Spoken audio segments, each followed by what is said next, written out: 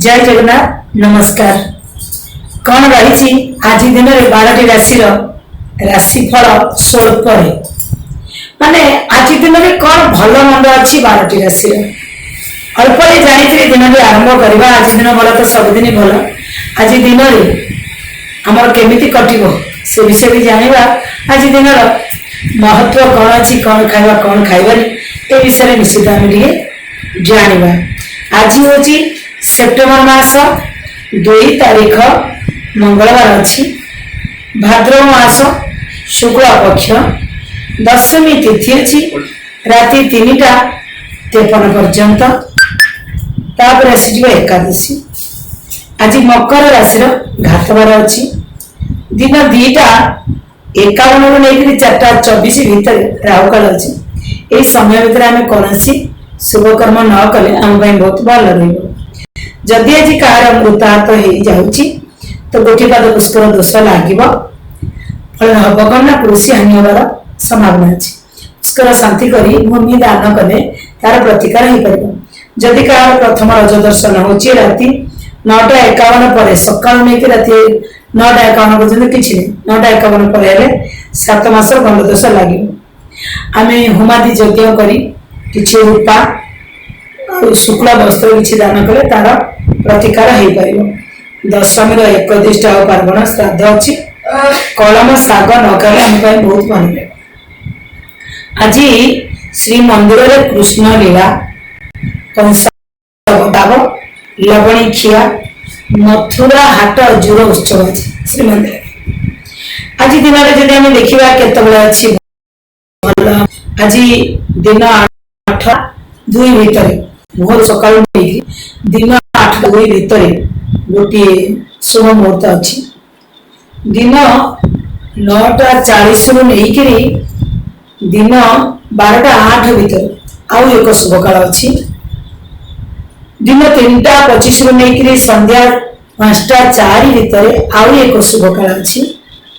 राति 9टा 9:47 भितर आउ एक शुभ काल अच्छी। ये शुभ समय शुभ काम कले तार पावर टे बढ़ जाए। आज दिन भीतर जो 12टी राशि रही प्रथम राशि मेष राशि। मेष राशि आज अनुचिंता रही। आज वृष राशि दुर्घटनार भय टे भगवान को डाक आगे चलते। मिथुन राशि अनेक दिन है भावुले गोटे काम आज सफलता आपको मिल पाए। कर्कट राशि आज दिन आमोद प्रमोद कटिज भारी खुशी खुशी आज दिन आप कटिज। सिंह राशि पुत्र टे कष्ट अनुभव करेंगे जहाँ बेसी भल पाते सी हम पाखु जदि किसी पद कहीदेला आपको कष्ट लगिपे। कन्या राशि आज अप्रीति भल पाइबा भितर आज टी मनांतर हो पाए। तुला राशि अर्थ आदाय हबार आपण क्या अर्थ देते आनी पारे आज से जो अर्थ को आज फेरस्त पाई। बिछा राशि कलह जोग अच्छी परिवार भीतर हो कि बाहर हो आज छोटिया कथा को लेकिन कलित कला चली पारे। पूर्व आगे आम कौन भी जगह जो कली होजे आम शांत रहा चुप रहा समय टे चलगला सब किसी समस्या समाधान हो। धनु राशि जो मानसिक करते अनेक दिन है गोटे मन भर भावुले जो भल जिन भाव देखिए आप नमस्कार। मकर राशि खर्च आज टी अधिक आपंकर हम। कुंभ राशि आज आपणकर बिजनेस मैन लाभ हम। आप जदि आउ किसी साइड बिजनेस कर आज भल हम।